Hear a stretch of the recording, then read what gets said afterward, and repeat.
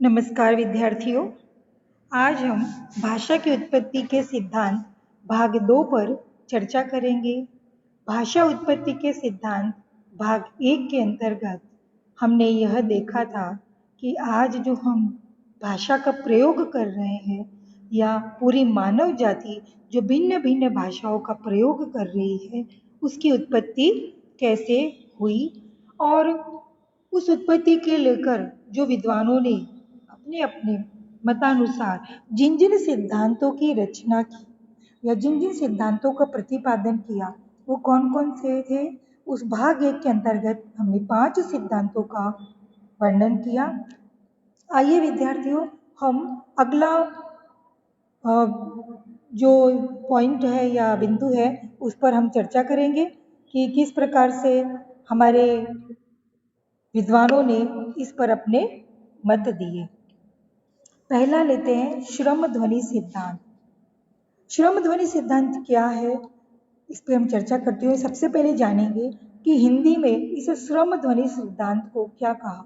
इसे श्रम परिहरण मूलकतावाद भी हम हिंदी में कहते हैं। श्रम ध्वनि सिद्धांत तो कहते हैं, श्रम परिहरण मूलकतावाद सिद्धांत भी कहते हैं। न्यारी नामक प्रसिद्ध विद्वान द्वारा इस सिद्धांत का सूत्रपात किया गया। इस सिद्धांत के अनुसार व्यक्ति जब श्रम करता है, श्रम मतलब मेहनत करता है, कोई काम करता है, शारीरिक श्रम करता है, तो उसकी श्वास की गति तीव्र होने से स्वर तंत्रियों में स्वतः एक कंपन होने लगता है जो कुछ स्वाभाविक ध्वनियों को उत्पन्न करता है। जैसे हम धोबियों के मुख से हियो हियो हियो हियो तथा मल्लाहों के मुख से हैया हो, हथौड़ा चलाने वाले मजदूर के मुंह से हूं की ध्वनियां निकलते हुए प्रायः देखते हैं। 3 उदाहरण दिए, एक तो धोबियों के मुख से हियो हियो, मल्लाहों के मुख से हैया हो और हथौड़ा चलाने वाले मजदूर के मुंह से हूं की ध्वनियां निकलती है और प्रायः हम उसे सुनते भी हैं।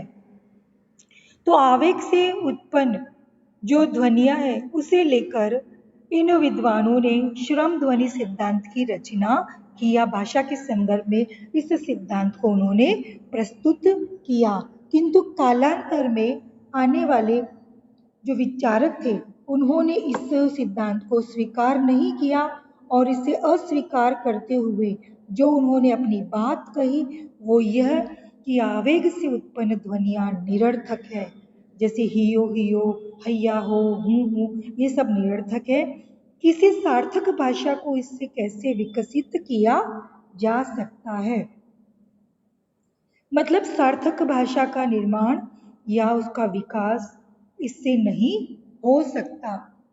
दूसरा, ये ध्वनियां केवल शारीरिक श्रम को व्यक्त कर पाती है, किंतु मनुष्य केवल शारीरिक श्रम से उत्पन्न ध्वनियों का तो अनुकरण नहीं करता ना। हमारे भीतर जो भाव है उसे व्यक्त करने के लिए भी हमें किसी शब्द की आवश्यकता होती है। तो भावों विचारों को अभिव्यक्त करने के लिए इस प्रकार के सिद्धांत में कोई स्थान नहीं है, अतः ये सिद्धांत भी अस्वीकार्य है। अगला सिद्धांत है इंगित सिद्धांत। इस सिद्धांत में विश्वास करने वाले इसके जन्मदाता डॉक्टर राय, रिचर्ड तथा जेहानसन है।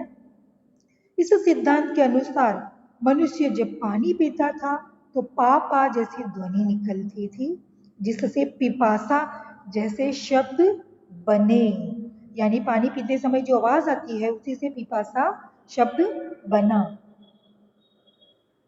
परंतु इस सिद्धांत को भी स्वीकार नहीं किया जा रहा और इसे अस्वीकार करते हुए बाद के विद्वानों ने ये बात रखी कि मानव अपनी ध्वनियों का उच्चारण करेगा, यह अधिक विश्वसनीय प्रतीत नहीं होता। अगला जो सिद्धांत है वो है संपर्क सिद्धांत। संपर्क सिद्धांत क्या है? नाम से प्रतीत होता है कि एक दूसरे के संपर्क में आने पर। इसके जन्मदाता है प्रसिद्ध विद्वान जी रेवेज, यानी जी रेवेज इसके जन्मदाता है इस सिद्धांत के। इस सिद्धांत के अनुसार आदिम मानव जब समूह के संपर्क में आया होगा, एक दूसरे के संपर्क में आया होगा। मनुष्य तो स्वाभाविक प्राणी, अन्य प्राणी भी एक दूसरे के संपर्क में आते हैं, तो मनुष्य तो एक दूसरे के संपर्क में आया होगा।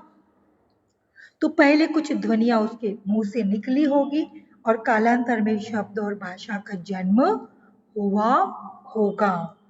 इस सिद्धांत में कुछ सच्चाई है और मनोविज्ञान के आधार पर भी अगर हम बात करते हैं तो इस सिद्धांत में कुछ तथ्य तो प्रतीत होता है।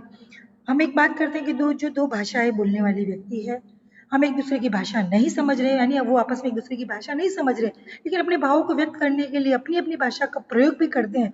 पर जिस प्रकार से वो प्रयोग करते हैं, उनके जो हाव भाव होते हैं, उससे हम कुछ अनुमान लगा लेते हैं। कुछ वैसा ही संपर्क सिद्धांत में भी रहा होगा, परंतु इन्हीं के, लेकिन कुछ सच्चाई है, कुछ तथ्य तो इसमें प्रतीत होता है, परंतु इन्हीं शब्दों के द्वारा संपूर्ण भाषा की उत्पत्ति के प्रश्न का समाधान नहीं प्राप्त होता है। अतः यह सिद्धांत भी पूरी तरह से स्वीकार्य नहीं है। हमारा जो 9वां सिद्धांत है समन्वित सिद्धांत, नाम से स्पष्ट है, बहुत सारे सिद्धांतों का समन्वय करके अपने मत को आगे बढ़ाने का प्रयास किया गया है। ऊपर जितने भी हमने 8 सिद्धांतों का अभी बात करी थी, इसमें से अधिकांश सिद्धांत भाषा की उत्पत्ति की समस्या का समाधान नहीं कर पाते हैं। इसी कारण विद्वानों ने उन 3-4 सिद्धांतों का समन्वय करके इस समस्या का समाधान पाने की चेष्टा की है। प्रसिद्ध विद्वान हेनरी स्वीट ने यही कार्य किया। उन्होंने किसी नए सिद्धांत को न खोजकर अनुकरण सिद्धांत, आवेग सिद्धांत, प्रतीक सिद्धांत का रूप ही प्रस्तुत किया। उनके अनुसार भाषा में ध्वनियों का अनुकरण सदैव रहता है, सदैव अनुकरण की स्थिति बनी रहती है। आवेगात्मक शब्दों की स्थिति भी अवश्य रही होगी, क्योंकि सभी भाषाओं में इस प्रकार के मिलते जुलते शब्द दिखाई देते हैं। उपचार सिद्धांत का अर्थ है ज्ञान के आधार पर अज्ञान की व्याख्या। भाषा की स्थूलता से सूक्ष्मता की ओर ले जाने में उपचार या सादृश्यता की भी महत्वपूर्ण भूमिका है।